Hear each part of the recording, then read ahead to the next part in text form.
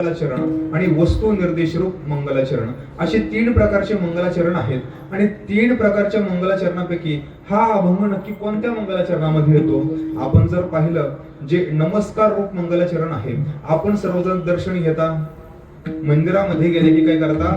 दर्शन घेता. घेतल्यानंतर तुम्ही काय करता? हात जोडता भगवंतापाशी आणि नमस्कार करता. बाकी काय मागणं आहे का? नाही. एखाद्याला अशी सवय, गेल्या गेल्या प्रत्येक वेळेस देवाच्या अंगावरती म्हणजे 10 रुपयाचा प्रसाद द्यायचा आणि मागणी कितीची करायची?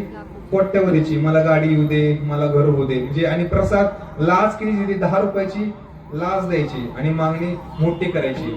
त्याला नाही, फक्त काही नमस्कार घालतो, ज्याच्या अंतकरणामध्ये कोणत्याही कसल्याही प्रकारची मागणी नाही, तो फक्त काय करतो? नमस्कार करतो.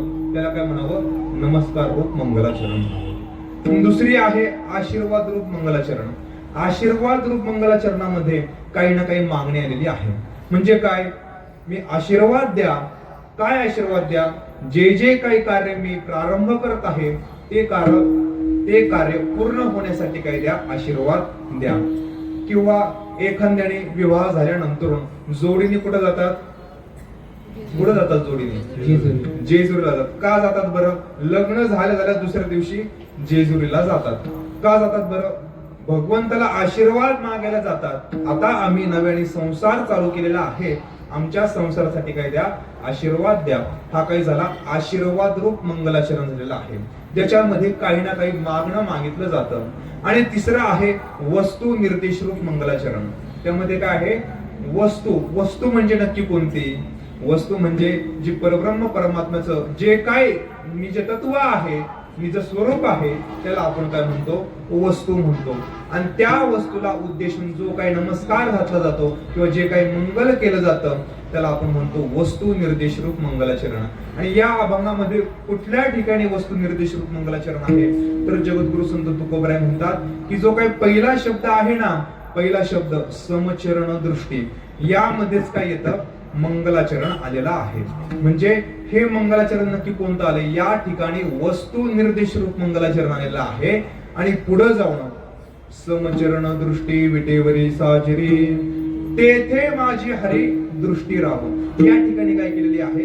तेथे माझी, तुकोबराय काय म्हणतात? माझी दृष्टी राहो, असं काहीतरी भगवंत तुम्ही करा. या ठिकाणी नमस्कार करत असता किंवा मंगलाचरण करत असताना तुकोबरायांनी काय केलेली आहे? मागणी केलेली आहे. त्यामुळे या ठिकाणी आशीर्वाद रूप मंगलाचरण म्हणजे या अभंगामध्ये पहिल्या चरणामध्ये 2 मंगलाचरण आलेले आहेत. एक कोणतं आहे? वस्तू निर्देश रूप मंगलाचरण. आणि दुसरं कोणतं आहे? कोणतंही दुसरं? अरे विचारले 5 मिनिटात तुम्ही. कोणतंही दुसरं सांगा बरं. कोणतं? हा बघा, महिलांनी आवाज दिला बरोबर. आशीर्वाद रूप मंगलाचरण. 2 मंगलाचरण आलेले आहे. आणि या 2 मंगलाचरणांनी प्रारंभ करून जगद्गुरु संत तुकोबराय या अभंगाच्या पहिल्या चरणामध्ये म्हणतात समचरण दृष्टी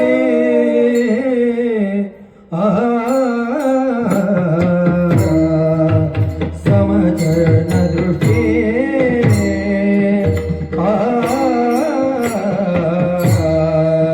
विटेवरी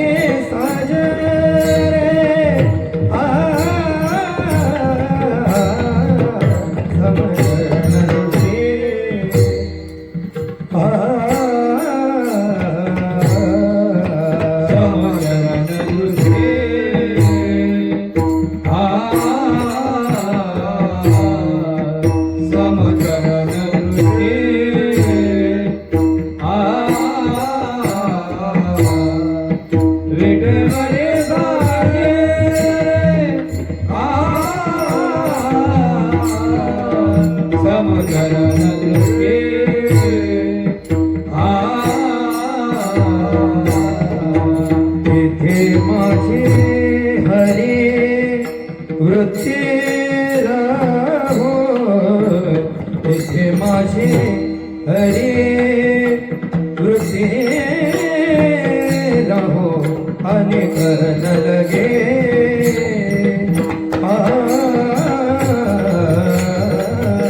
आणि करण लगे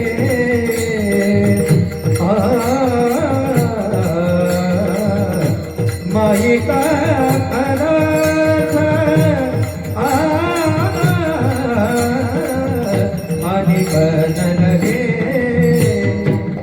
आलिकन लगे माईला पदार्थ आलिकन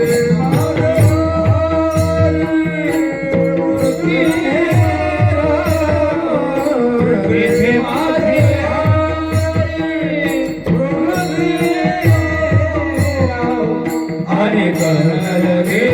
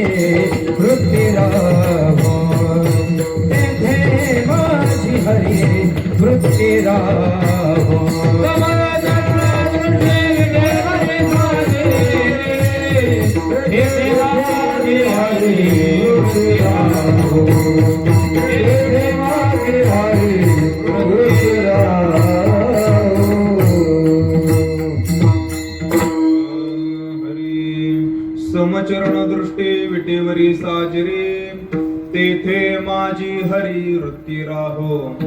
तुम्ही म्हणसाल जगद्गुरु संत तुकोबरायांनी या दोन मागणी केलेल्या आहेत. जगद्गुरु तुकोबराय तर म्हणतात आम्ही वैकुंठ वासी आलो याची कारणासी बोलिले ते ऋषी मुनी ते साच भावे वर्ताया. जर ते वैकुंठवासी असतील आणि ते साक्षात जे काही ऋषी मुनींनी सांगितलेलं आहे ते वर्तणूक करण्यासाठी जर ते आलेले असते ना मग त्यांना अशी मागणी करण्याची आवश्यकताच काय आहे. मुळातच ते काय आहेत वैकुंठवासी आहेत. ते अवतारी महात्म्य आहेत आणि अवतारी महात्म्य असल्या कारणाने ते तर परिपक्व आहेत. मागणी कुणी करावी. मागणी कोण करतं. आता सगळे इलेक्शन झाल्या. इलेक्शन मध्ये जे काही मतदार आहेत त्यांनी मागणी कशाची केली. नाही मताची मागणी कोण करतं आणि आता करतो. हा आपण मागणी कशाची केली पैशाची. काहीतरी सुविधा असतील ना बाबा आमच्या शेजारी डॅम्प आहे निदान आम्हाला पाणी तरी 24 तास उपलब्ध व्हावं. आमच्या पूर्वजांनी जमीन दिली निदान आम्हाला काही ना काही मिळावं. ही काय मागणी आहे. मागणी कोण करतंय. जो अपूर्ण आहे तो मागणी करतो. का मागणी करतो. परिपूर्ण होण्यासाठी. या ठिकाणी जगद्गुरु संत तुकोबराय परिपूर्ण अवस्थेमध्ये असताना किंवा ते स्वतः वैकुंठामध्ये किंवा वैकुंठावरतून अवतार घेऊन या भूलोकामध्ये आलेले असताना त्यांनी मागणी का करावी. प्रश्न आहे ना. त्यांनी मागणी का करावी तर ही मागणी यासाठी आहे जी काय अंतःकरण वृत्ती आहे ती काय एका ठिकाणी राहत नाही. आपण मनुष्य देहामध्ये जन्माला आल्यानंतर आपल्या सर्वांना जसं हात पाय नाक डोळे प्रत्येकाला हे सगळे अवयव दिलेले आहेत तसंच प्रत्येकाला काय दिलेलं आहे अंतःकरण दिलेलं आहे. प्रत्येकाला काही ना काही वृत्ती दिलेली आहे. आपण नाही का म्हणतो काय याची वृत्तीच बदलत नाही. काय म्हणतो वृत्ती बदलत नाही. ती वृत्ती दिसती का कुठं दिसत नाही. ती दिसते का हा ती त्याच्या वागण्यामध्ये दिसून येईल. तो कसा वागतोय. जरी वरच्यावर जरी वागत असला तरी अंतःकरणामध्ये वृत्ती वेगळीच असते. म्हणजे ती काय झाली हे सगळं अंतःकरण झालं. वृत्ती म्हणजे काय अंतःकरण. अंतःकरणाचे एकूण 4 भाग पडतात. किती 4 भाग पडतात. पहिला भाग आहे बुद्धी, दुसरा आहे मन, तिसरा आहे चित्त आणि चौथा आहे अहंकार. असे 4 भाग पडतात आणि 4 भाग मिळून काय होतं अंतःकरण निर्माण होतं किंवा अंतःकरण तयार होतं. आपण जर पाहिलं तर हे जे काय अंतःकरण आहे यालाच वृत्ती म्हटलेली आहे. आणि तुकोबराय म्हणतात हे जे काही 4 भाग आहेत हे जे काय अंतःकरण आहे ते तुम्ही काय केलं पाहिजे पांडुरंग परमात्म्याच्या चरणापाशी लावलं पाहिजे. आता तुम्ही म्हणसाल पांडुरंग परमात्म्याच्या पैसे अंतःकरण लावणं म्हणजे नक्की काय करणं. तुम्हाला साधं सोपं उदाहरण सांगतो. आपण सगळीजण सप्ताह चालू आहे. आज सप्त्याचा पहिलाच दिवस आहे. बऱ्याच ठिकाणी काय असतं सप्त्याचा पहिला दिवस म्हटल्यानंतर अनेक जण म्हणतात नाही नाही, टायमिंग वरती चालू होणार नाही. हे प्रत्येकाच्या अंतःकरणामध्ये संकल्प विकल्प निर्माण होत असतात. अनेकांना वाटतं की जाऊ दे, आजचे दिवस जायलाच नको. मन काही संकल्प करतं की बाबा सप्ताह चालू झालेला आहे, वर्षातनं एखाद्या वेळेस हा सप्ताह असतो, म्हणजे एकदाच असतो ना आपला सप्ताह, वर्षातून एकदा सप्ताह असतो, तर वर्षातून एकदा सप्ताह होतो. त्यामुळे आपण काही ती संकल्पना केली. तुम्ही सगळे खाली बसलेले आहात, आपापल्या घरी होता, त्यावेळेस मनामध्ये संकल्पना आली ना तुमच्या की आपण काय केलं पाहिजे, कीर्तनासाठी गेलं पाहिजे. प्रत्येकाच्या मनामध्ये विचार आला ना, तेच काय मन काय करतं, संकल्पना करतं. दुसऱ्या क्षणाला मन पुन्हा विकल्प निर्माण करतं.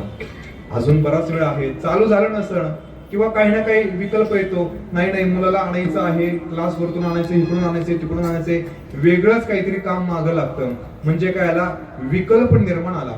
संकल्पना कुणी केली, तुम्हीच केली. विकल्प कुणी केला, कुणी केला, तुम्हीच केला.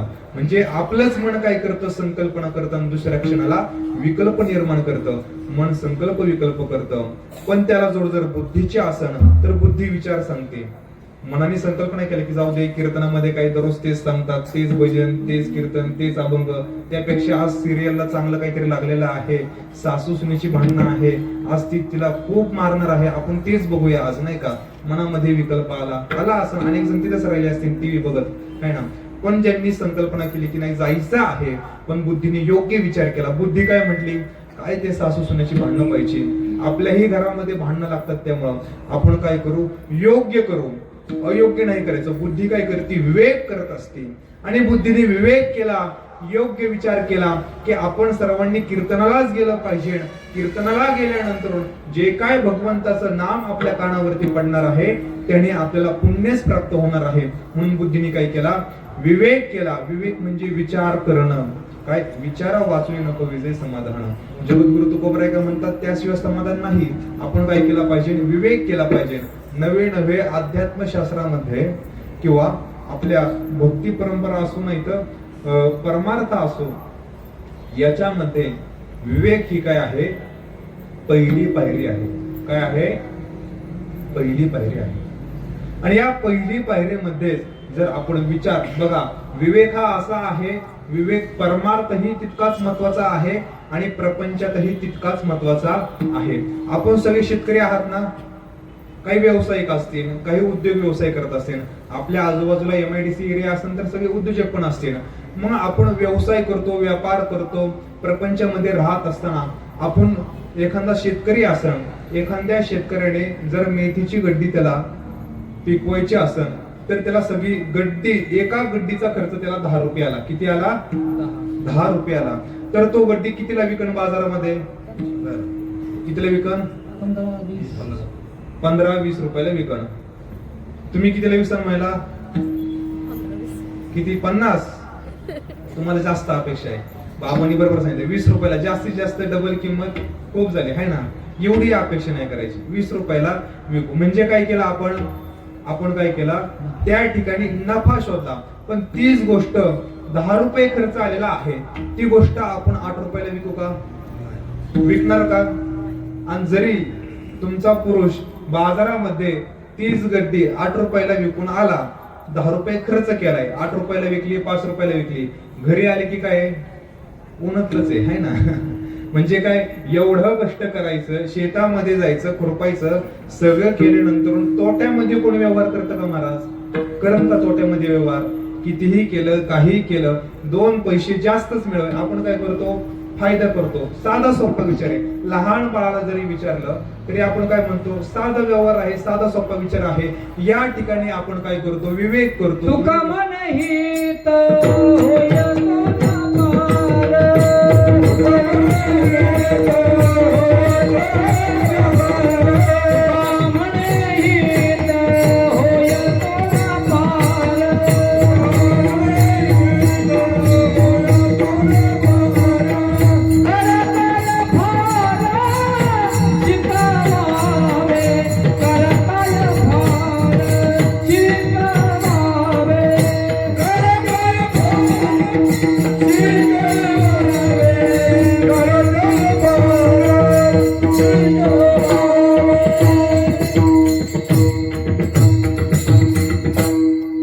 तुकोबराई म्हणतात हित कशामध्ये आहे? नफ्यामध्ये आहे. नफा होणं म्हणजे काय? फायदा आहे. तोट्यामध्ये जसं आपण प्रपंचामध्ये व्यवहार सुद्धा करत नाही, तर तुम्ही सांगा बरं परमार्थ कोण तोट्यामध्ये करण का? म्हणजे कीर्तना गेल्यानंतर पाकिट मोठंच आणलं पाहिजे असं नाही म्हणत नाही तर तुम्ही म्हणसान तोट्यामध्ये कीर्तन कोण करतं? मुदलामध्ये पडे तोटा ऐसा खोटा उदीम, ऐसा खोटा उदीम, ऐसा खोटा उदीम. मुदलामध्ये पडे तोटा ऐसा खोटा उदीम, ऐसा खोटा उदीम, ऐसा खोटा उदीम. परमार्थाचा कधी आपण व्यापार केला नाही पाहिजे. तुकोबऱ्यांचंही सांगणं तेच आहे की आपण परमार्थ करत असताना परमार्थामध्ये आपण काय पाहतो? नफा पाहतो. पण तो नफा कसाचा आहे? तर तो विवेकाने केलेला आहे. प्रपंचामध्ये विवेक केला. मी तिची गड्डी विकायची आहे, ते आपण कितीला विकतोय? ती 15ला 20ला विकतोय का? त्या ठिकाणी विवेक केला. योग्य काय आहे? ती गड्डी 20 रुपयाला जाणं हे योग्य आहे. ती जर 8 रुपयाला 5 रुपयाला गेला तर तो तोटा आहे, ते आहे अयोग्य आहे. तसंच अगदी म्हणजे प्रपंचामध्ये विवेक आपण वापरतो, पण महाराज परमार्थामध्ये आपला विवेक कुठं जातो कळत नाही. परमार्थामध्ये आपण विवेक वापरला पाहिजे. या परमार्थामध्ये आल्यानंतर जर आपण आध्यात्मिक झालो, आपण जर धार्मिक झालो, जर भगवंताचं नाव आपण घेतलं तर आपल्याला पुण्य प्राप्त होणार आहे. हा काय आपल्या दृष्टीने नफा आहे.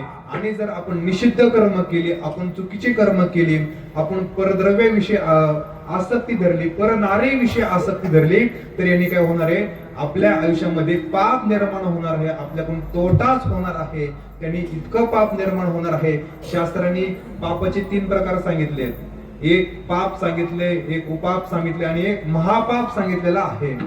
आणि एवढं पाप सांगता हे किती वर्णन करावं आपण, पण इतकं पाप सांगितलेलं आहे. हे कधी जर आध्यात्मिक आपल्या जीवनामध्ये जर आपण विवेक वापरला नाही तर आपल्याकडून काय घडतं? तर आपल्याकडून पापात्मक कर्म घडतात. त्यासाठी काय केलं पाहिजे? आपण जीवन जगत असताना आपण परमार्थिक झालं पाहिजे. आपण असा नफा मिळवला पाहिजे, असा विवेक केला पाहिजे की तुम्ही सगळ्या तो विवेक केला म्हणून तुम्ही सगळेजण कीर्तनाला उपस्थित आहात. मनाने संकल्पना केली, विकल्प केली, तरी पण बुद्धीने साथ दिली. बुद्धी म्हटली कीर्तनाला जाणं हेच योग्य आहे, म्हणून तुम्ही सगळे कुठं आला? कीर्तनाला पोहोचले. आता कीर्तनाला सगळे आलेले आहेत. म्हणजे मन झालं, बुद्धी झाली, आता येतं चित्त. आता काय येतं? चित्त येतं. चित्त काय करतं? चित्त चिंतन करत असतं. बघा तेलाची धार असते, उदाहरण हे एकच आहे. तेलाची धार आहे आणि तेलाची धार सोडल्यानंतर ती कशी एकसारखी वाहत असते. तुम्ही जर पाणी टाकलं, पाण्याचा एकसारखा असतो का? प्रवाह एकसारखा नसतो. तेलाचा प्रवाह कसा असतो? एकसारखा असतो. तसं चित्त सुद्धा काय करत असतं? एकसारखं चिंतन करत असतं. मग ते चिंतन कोणतं आहे? ते चिंतन कशाचंही आहे. म्हणजे एखादी शेजारची बाई माझ्याशी 4 वर्ष झाली बोलत नाही, ह्याचं ती चिंतन 4-4, 5-5 वर्ष करते. काही त्याला अर्थ आहे का? ती बाई नका ना बोल ना, त्याचं काय चिंतन करायचंय है ना? एखाद्याने माझे पैसे घेतलेले आहेत, ते पैसे घेऊन 20 वर्ष झालं, पण त्याच्या मनामध्ये तेच राहिले, त्यांनी माझे पैसे घेतले, त्यांनी माझे पैसे घेतले. किती वर्ष चिंतन करतोय? किती वर्ष महाराज? 20 वर्ष चिंतन करतात लोक की त्यांनी पैसे केले, लबाडी केले. म्हणजे व्यर्थ गोष्टीचं मनुष्य काय करत असतो? चित्तामध्ये चिंतन करत असतो. पण या ठिकाणी आपण काय करावं? चिंतन करायचं आहे तर ते आपण भगवंताच्या नामाचं चिंतन केलं पाहिजे, जेणेकरून आपले अंतःकरण वृत्ती भगवंताच्या चरणापाशी स्थिर राहील. त्यासाठी आपण पहिल्यांदा काय केलं पाहिजे? मनाने संकल्प केला पाहिजे. आपण पांडुरंगाच्या चरणापाशी आपण गेलो पाहिजे. मनाने बुद्धीने विवेक केला पाहिजे. हेच एकमेव योग्य आहे. बाकीचं सगळं कसं आहे? अयोग्य आहे. त्यामुळे आपण त्याच ठिकाणी नतमस्तक झालं पाहिजे. बाकी सगळ्या माईक गोष्टी आहेत. तिसरी गोष्ट, चित्तामध्ये सतत भगवंताच आपण काय केलं पाहिजे? ध्यान केलं पाहिजे. अंतःकरणामध्ये नेहमी भगवंताचं ध्यान केलं पाहिजे. आणि जर ह्या तिन्ही गोष्टी जुळून आला तर आपला अहंकार सुद्धा नाहीसा जातो, आपला मीपणा नाहीसा होतो. आपल्याला बाकी कोणत्याच गोष्टीची आवश्यकता लागत नाही आणि आपण भगवत स्वरूप झाल्याशिवाय राहत नाही. जगद्गुरु तुकोबराय काय म्हणतात? आमची अंतःकरण वृत्ती भगवंताच्या समचरण दृष्टी. चरण जे आहेत ते चरण, पाय, त्याला आपण काय म्हणतो? निज चरण म्हणतो. ते निज चरण म्हणजे बघा अनेक ठिकाणी चरण हे उल्लेख आलेले आहेत. चरण याचा अर्थच काय होतो? परब्रह्म परमात्मा होतो. आणि त्या चरणापाशी आपली अंतःकरण वृत्ती राहावी अशी तुकोबराय म्हणतात. चरण म्हणजे काय? सगुण वर्णन आहे. सगुण मूर्तीच्या ठिकाणी आमची अंतःकरण वृत्ती राहावी. आणि दृष्टी म्हणजे काय? भगवंताची दृष्टी कशी आहे? समान आहे. त्या दृष्टीमध्ये भेद नाही. मग कसा ज्ञानी असू दे, मूढ असू दे, कसाही अधिकारी असू दे, कोणताही पुरुष असू दे, कसलाही भक्त असू दे, कसाही भक्त गेला तरी त्याचा उद्धार झाल्याशिवाय राहणार नाही. आपण सगळे वारीला जाता. मग अशी मला केदार बाबांनी सांगितलं की जवळजवळ 40 वर्ष झालं आमची विण्याची परंपरा आहे. दर एकादशीला देहूला जातात. म्हणजे पायी देहूला जाण्याची काही परंपरा आहे. म्हणजे भगवंताच्या दारामध्ये जात असताना त्या ठिकाणी कोणताच अधिकार पाहिला जात नाही. भगवंत सगळ्यांवरती समान दृष्टी ठेवून असतात. दवंडी पेटी व्हावे चोखा मेरा, दवंडी पेटी व्हावे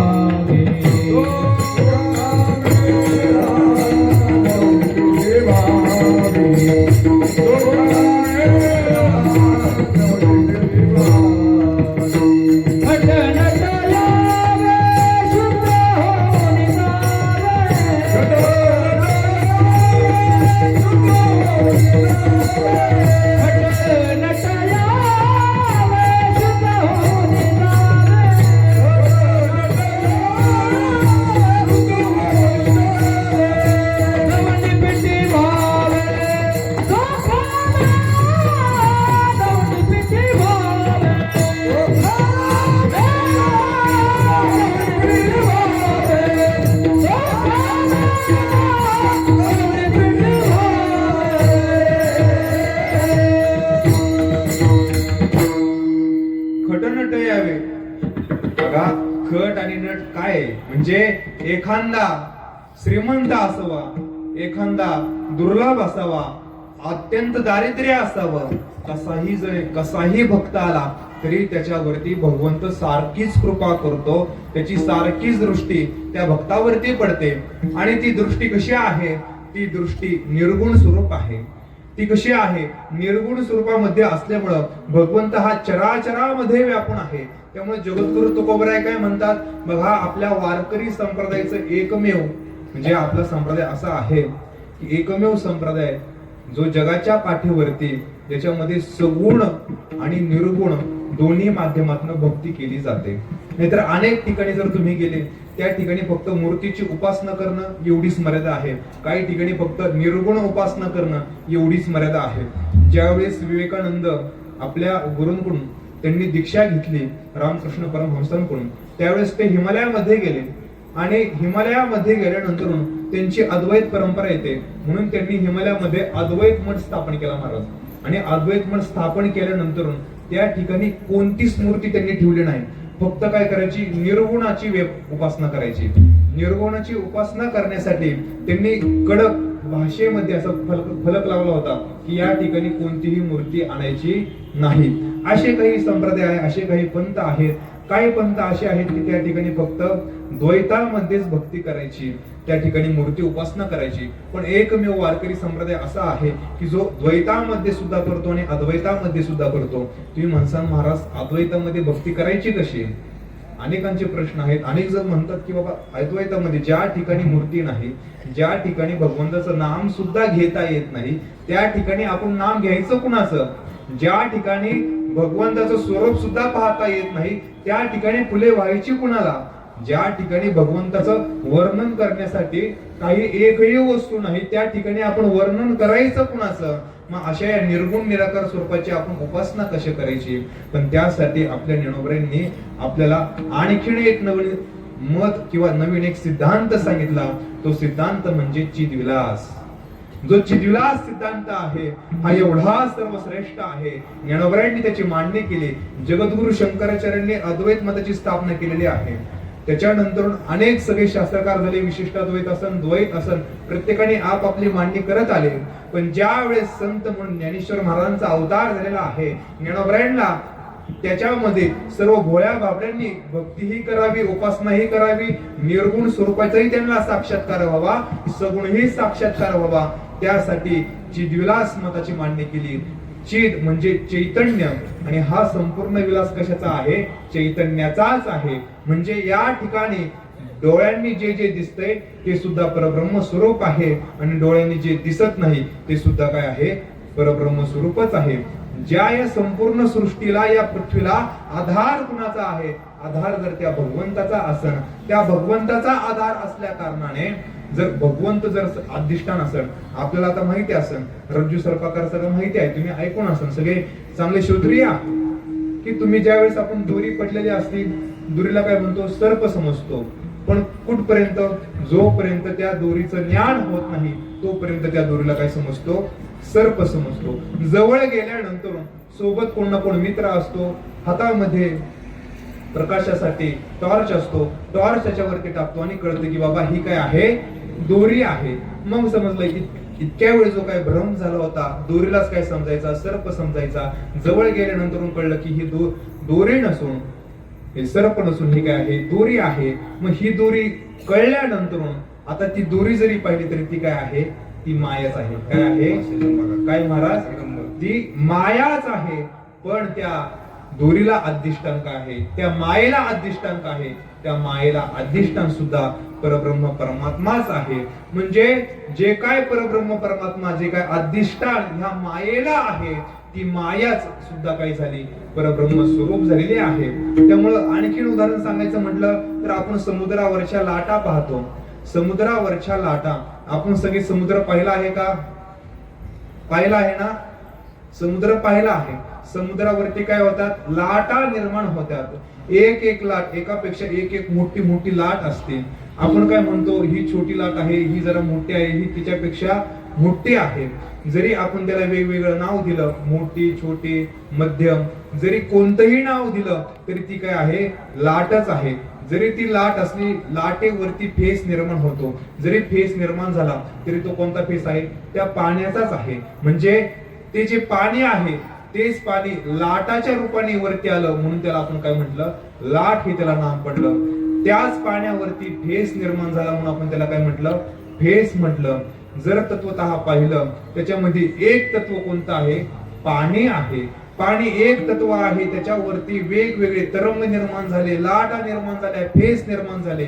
जसं या जगतामध्ये झाडं निर्माण झाले, वेगवेगळे प्राणी निर्माण झाले, 84 लक्ष योनी प्रजाती निर्माण झाल्या. प्रत्येक वस्तू, डोंगर, नाल्या, ह्या प्रत्येक गोष्टी निर्माण झाल्या. ह्या सर्वांना एकच तत्व आहे, ते म्हणजे पांडुरंग परमात्मा. एकच तत्व या सगळ्यांना अधिष्ठान आहे. ते भगवंताचं अधिष्ठान असल्यामुळं या ठिकाणी ज्ञानोबराय म्हणतात हे संपूर्ण चिदाचाच हा काय आहे? विलास आहे. त्यामुळे तुम्ही सगुण भक्ती सुद्धा करू शकता आणि तुम्ही निर्गुण भक्ती सुद्धा करू एक शकता. तत्व नाम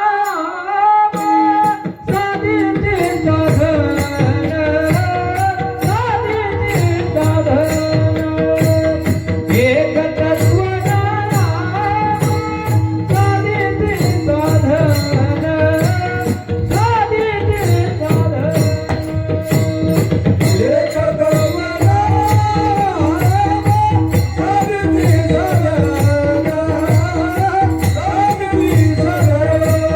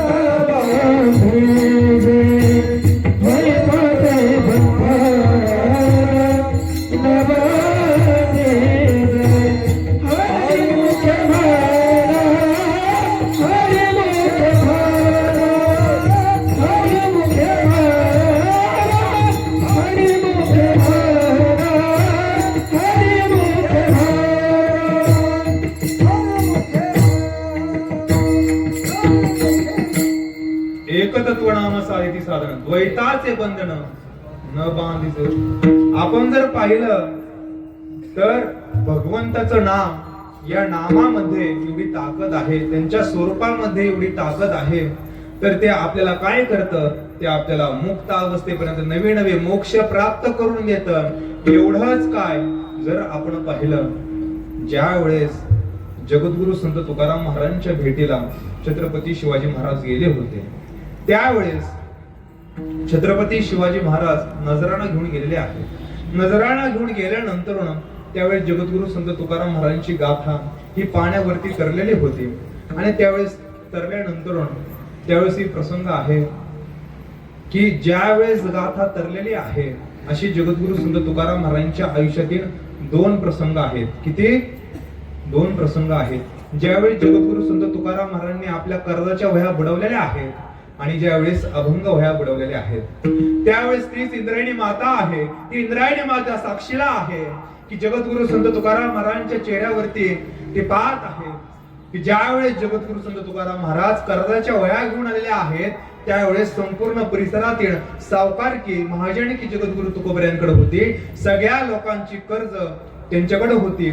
त्यावेळेस जगद्गुरु संत तुकाराम महाराज हातामध्ये कर्जाच्या वह्या घेऊन इंद्रायणीच्या काठेवरती आहेत. त्यावेळेस इंद्रायणी माता जगद्गुरु संत तुकाराम महाराजांचा चेहऱ्याकडे पाहत आहे. तुकोबऱ्यांच्या चेहऱ्यावरती प्रसन्नता आहे, डोळ्यांमध्ये तेज आहे, अंतकरण प्रसन्न आहे. आणि त्यावेळेस तुकाराम महाराज इंद्रायणीच्या डोहामध्ये त्यावेळेस ते काय कर्जाच्या वह्या बुडून संपूर्ण लोकांचं कर्जमाफी त्यावेळेस करत आहेत. आणि त्यावेळेस जो काही क्षण आहे, त्यावेळेस तुकोबरे अत्यंत आनंदी आहेत. दुसरा प्रसंग आहे ज्यावेळेस जगद्गुरु संत तुकाराम महाराजांच्या हातामध्ये अभंग वह्या आहेत. आणि हा अभंग वह्या असताना आयुष्यभर जे काही अभंग लिहिले आहेत, रक्ताचं पाणी करून एक एक अभंग लिहिलेला आहे. जिजाई मातेने किती कष्ट सहन केलेले आहेत आणि त्यावेळेस जाऊन ती अभंग गाथा निर्माण झालेली आहे. आणि त्यावेळेस जगद्गुरु संत तुकोबराय ज्यावेळेस इंद्रायणी माता पाहते, त्यावेळेस तुकोबऱ्यांच्या डोळ्यामध्ये अश्रू आहेत, हृदयामध्ये अत्यंत दुःख आहेत, अनेक प्रश्न आहेत. का का का होत हे सगळं होत, असे अनेक प्रश्न जगद्गुरु तुकोबरायांच्या मनामध्ये असताना त्यावेळेस जगद्गुरु तुकोबराय आपल्या हाताने अभंग वह्या इंद्रायणीच्या डोहामध्ये बुडवत आहेत. हे दोन प्रसंग आहेत. या दोन प्रसंगातून आपण काय शिकावं? एका प्रसंगामध्ये ज्यावेळेस प्रपंच बुडतो त्यावेळेस तुकोबराय आनंदी आहेत आणि ज्यावेळेस परमार्थ बुडतो त्यावेळेस तुकोबराय दुःखी आहेत. आपला प्रपंच बुडला तर आपण काय करतो महाराज? रडू लागतो, आपल्याला आनंद नाही होत. आणि आपला परमार्थ बुडला, आज हरिपाठाला नाही जाता आलं, जाऊ दे उद्या जाता येईल, उद्या आहेच, परवा जाऊ, आज सकाळी काकड्याला जाता नाही आलं, दुसऱ्या दिवशी जाऊ. म्हणजे काय? ज्या ज्या वेळेस परमार्थ बुडन त्या त्या वेळेस आपल्या डोळ्यातनं अश्रू यावे. जगद्गुरु तुकोबऱ्यांकडे पाहून आपल्याला हे शिकायला भेटतं की ज्या वेळेस ते प्रपंच करतात त्यावेळेस ते मायेविषयी त्यांचं आसक्त नाही, प्रपंचामध्ये आहेच. त्यासाठीच हे उदाहरण तुम्हाला देत होतो. ज्यावेळेस छत्रपती शिवाजी महाराज त्यांच्या जवळ गेलेले आहेत, नजराणा घेऊन गेलेले आहेत, त्यावेळेस तुकोबराय म्हणतात तुमचा नजराणा नको, आम्हाला तो माती मोल आहे. तुमचे रावित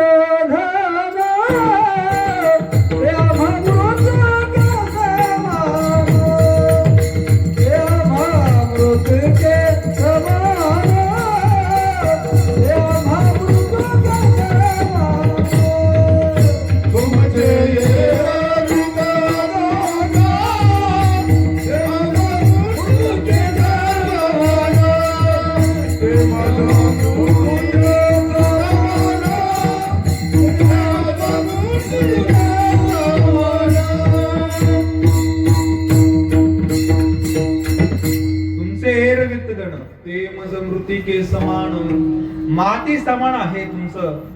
आणि त्यावेळेस जगद्गुरु तुकोबराय म्हणतात आम्हाला काय जर द्यायचं असेल, आम्हा तेने सुखी, आम्हा तेने सुखी म्हणा विठ्ठल विठ्ठल मुखी.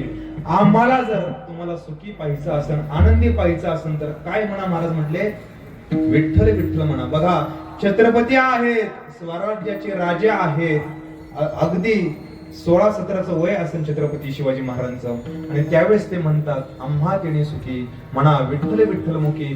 तुम्ही म्हणा, काय म्हणा, विठ्ठल विठ्ठल म्हणा, यातच आम्हाला अत्यंत सुख आहे. बघा, ही माया आहे, या मायेमध्ये छत्रपती शिवाजी महाराज सुद्धा होते, जगद्गुरु तुकोबाराई सुद्धा होते. हे संत या मायेमध्येच वावरत होते, पण त्यांची आसक्ती त्या मायेवरती नव्हती. त्यांना जे काही करावयाचं आहे ते करण्यासाठी ते प्रवृत्त झालेले होते. यातनं आपण काय शिकावं, की ज्या वेळेस आपण या मायेमध्ये राहत असताना, बघा, विशेष करून आपल्या वारकरी संप्रदायामध्ये आपण प्रपंचही करतो आणि परमार्थही करतो. अन्य ठिकाणी जर परमार्थ करायचा असेल तर त्यांनी संन्यास घेणं अपेक्षित आहे.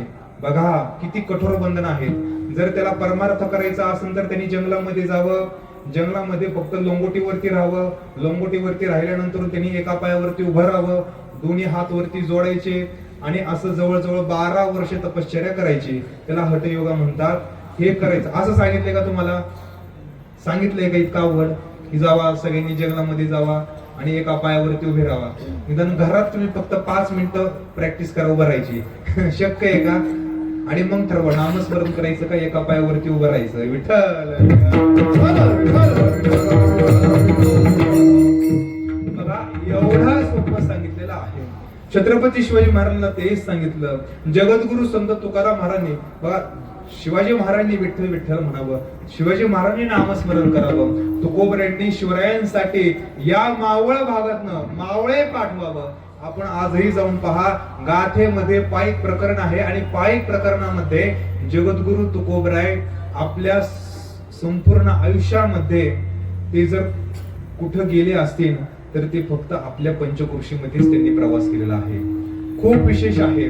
अनेक म्हणजे सगळे संत झाले, ज्ञानोबराय असतील, नामदेव असतील, नाथ महाराज असतील, ह्यांनी संपूर्ण भारत भ्रमण केलेलं आहे. भारतामध्ये प्रत्येक तीर्थामध्ये गेलेले आहेत. पण जगद्गुरु संत तुकाराम महाराज सुद्धा तीर्थयात्रा केली असावी, पण ती एखाद वेळेस केलेली असावी.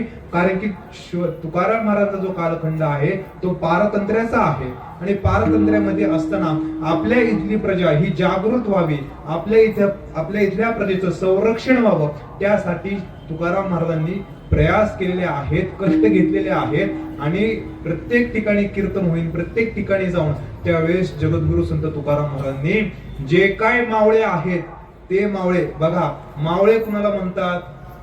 कुणाला म्हणतात मावळे? जे मावळात राहतात त्यांना काय म्हणतात? मावळे म्हणतात किंवा मावळा म्हणतात. बघा, मुळशी तरांगला मावळ नाही म्हणत. जे मावळा राहतात, म्हणजे आता मावळ हा 12 मावळ म्हणतात किंवा 7 मावळ म्हणतात. हे जे काय आहेत, हे जो काय पट्टा आहे हा सगळा काय आहे? मावळ प्रदेश आहे. या मावळ प्रदेशामधून जे जे काही मावळे पाठवलेले आहेत ते शिवाजी महाराजांच्या युद्धामध्ये पाठवले. ते मावळे कोणते आहेत? ते मावळे कोण आहेत? ते मावळे वारकरी आहेत. कोण आहेत? वारकरी आहेत. जे पंढरीची वारी करतात ते वारकरी मावळे आहेत. जे शेती करतात तेच हातामध्ये शस्त्र घेऊन धारकरी झालेले आहेत. असे हे सगळे धारकरी पाठवण्याचं काम जगद्गुरु तुकोबरायांनी केलेलं आहे. पायकीच्या अभंगामध्ये आपण पाहिलं तर त्या ठिकाणी सगळं गनिमिकावा कसा करावा, आपल्या स्वामीची सेवा कशी करावी, या प्रत्येक गोष्टीचं वर्णन केलेलं आहे. जणू काय छत्रपती शिवाजी महाराजांचं जीवनच त्या अभंगांमधनं निर्माण होतं, प्रकट होतं, असं वर्णन जगद्गुरु तुकोबरायांनी केले. ते उपदेश आपल्या मावळ भागामध्ये तुकोबरायांनी केलेले आहेत. त्यामुळे आपल्याला एक समजतं की या मायामध्ये राहत असताना आपल्याला प्रपंचही करायचा आहे, परमार्थही करायचा आहे, पण आपल्याला मायेमध्ये आपली आसक्ती नको, आपला अर्थभाव नको. हे अभंगाच्या दुसऱ्या चरणात. आणि कान लागे माईक पदार्थ, आणि कान लागे माईक पदार्थ, आणि कान लागे माईक पदार्थ, आणि कान लागे माईक पदार्थ, आणि कान लागे माईक पदार्थ, आणि कान लागे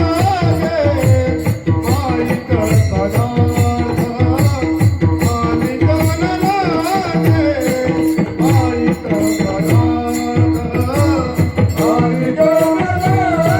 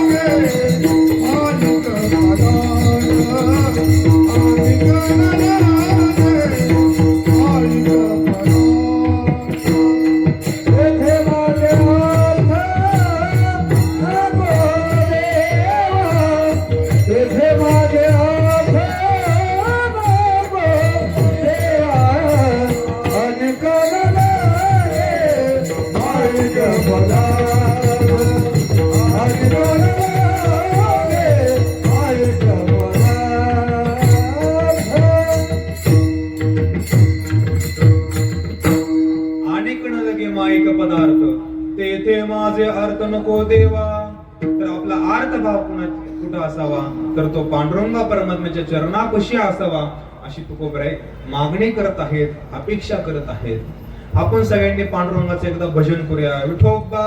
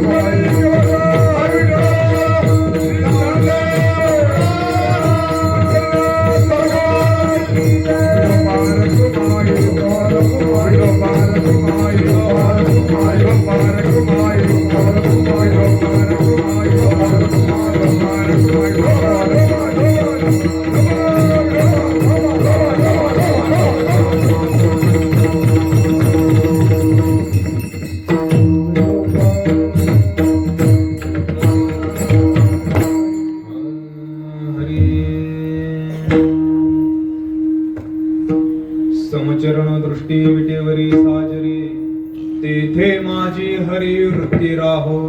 जगद्गुरु संत तुकाराम महाराज आपल्याला सांगत आहेत की आपण काय करावं, तर आपले अंतकरण वृत्ती हे आपण भगवंताच्या चरणामध्ये लावावी.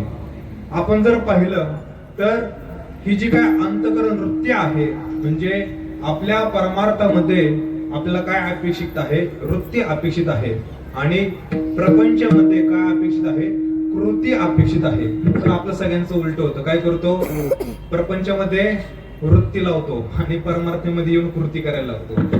पण वृत्ती कुठे लावली पाहिजे, परमार्थामध्ये, आणि कृती कुठे केली पाहिजे, प्रपंचामध्ये केली पाहिजे. विठ्ठल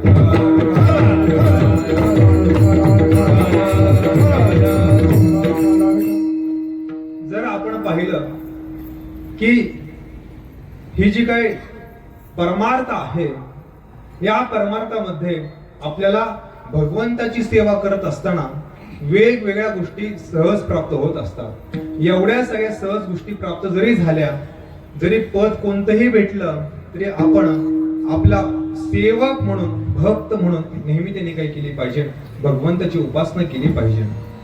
आपण जर पाहिलं झालं तर एक राजा होता आणि काही त्याचे सेवक होते, आणि त्यावेळेस त्या राजाने ठरवलं की आपण एक स्पर्धा आपल्या राज्यामध्ये भरू. आणि सगळे सेवक म्हणले चालन राजा, आपण सगळी स्पर्धा घेऊ.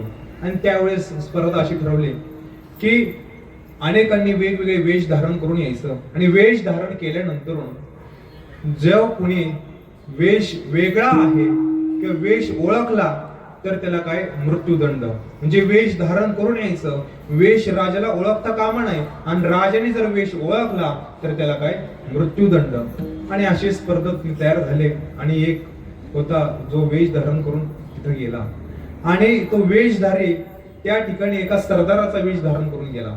सरदाराचा वेश धारण करून गेल्यानंतर त्या ठिकाणी तो राजासमोर वावरू लागला आणि राजाला कोण चुकलं की बाबा हा नवीन सरदार कोणतरी दिसतोय की जो आपल्या मधला नाही. आणि त्या क्षणी राजाने ओळखलं की हा कुठला तरी बाहेरचा सरदार आहे आणि ओळखल्या क्षणी त्याची जी काही संधी होती पहिली संधी त्याची गेली. अशा त्याला 3 संध्या होत्या.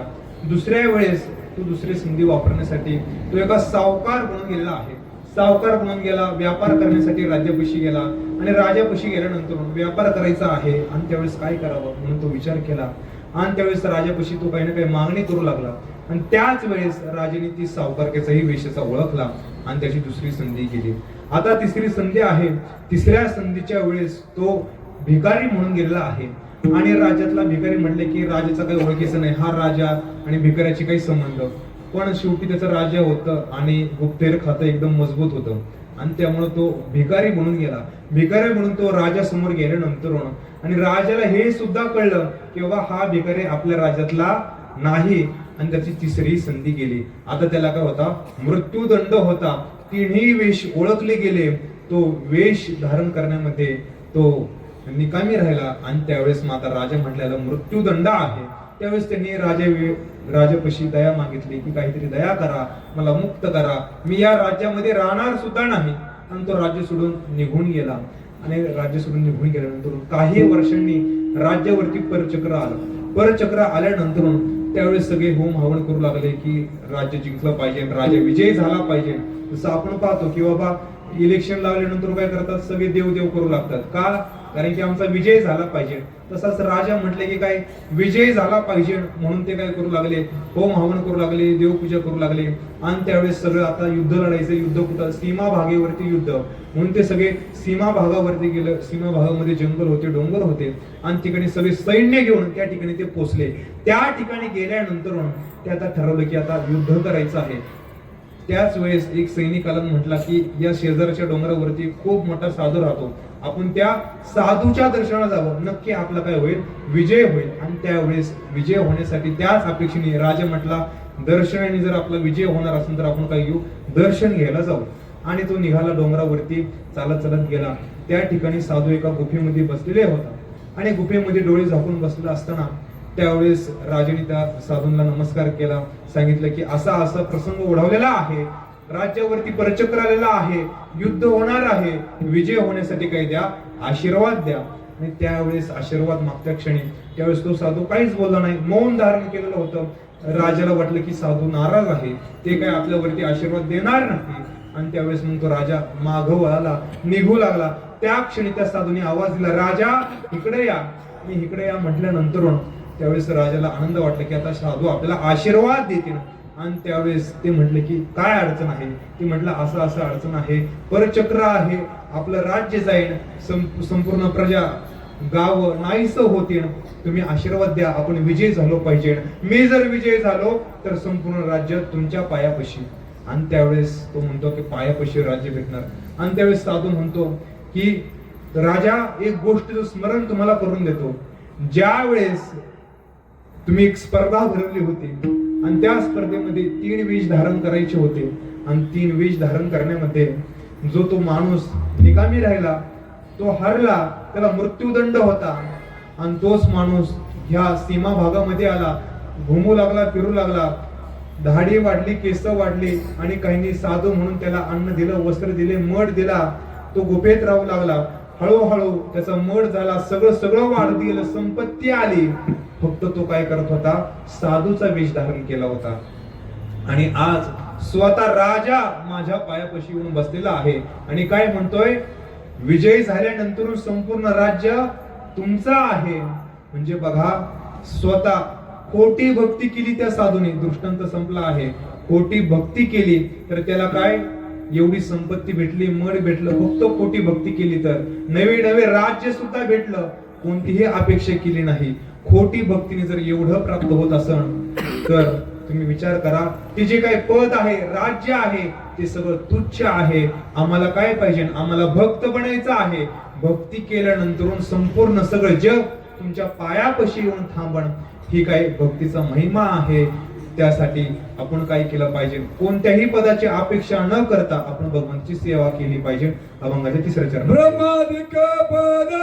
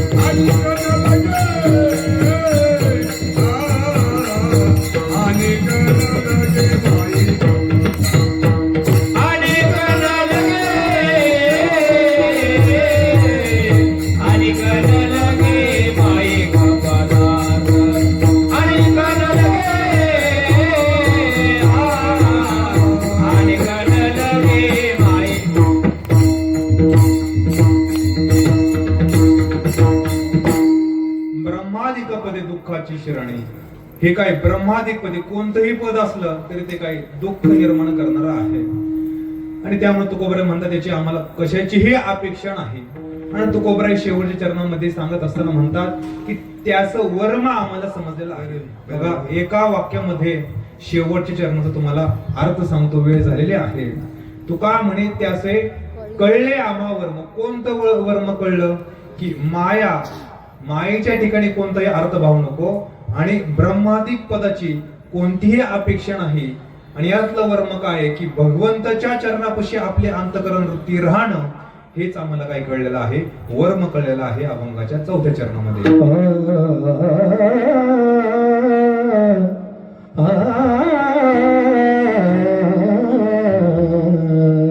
तुका म्हणे आम्हा करताच वर्म, तुका म्हणे त्याच करे आम्हा वर्म, तुका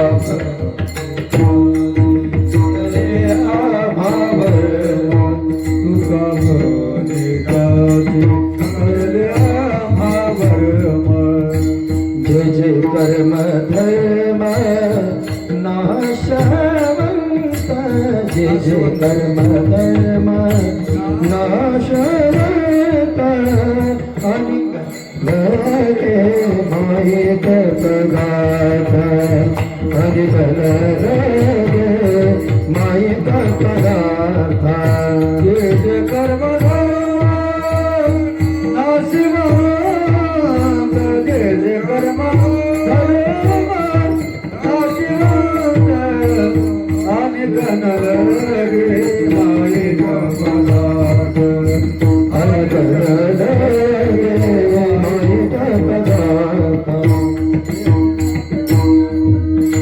तिथे माझे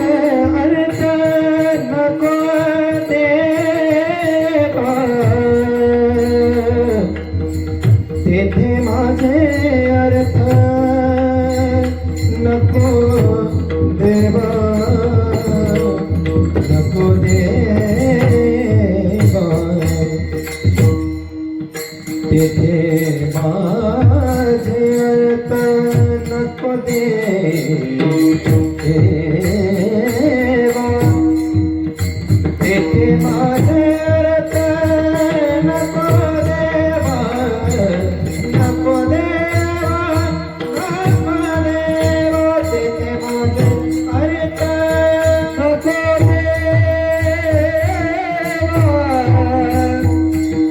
तेथे माझे अर्थ नको देवा तेथे माझे अर्थ नको देवा नको देवा तेथे माझे अर्थ नको देवा देवा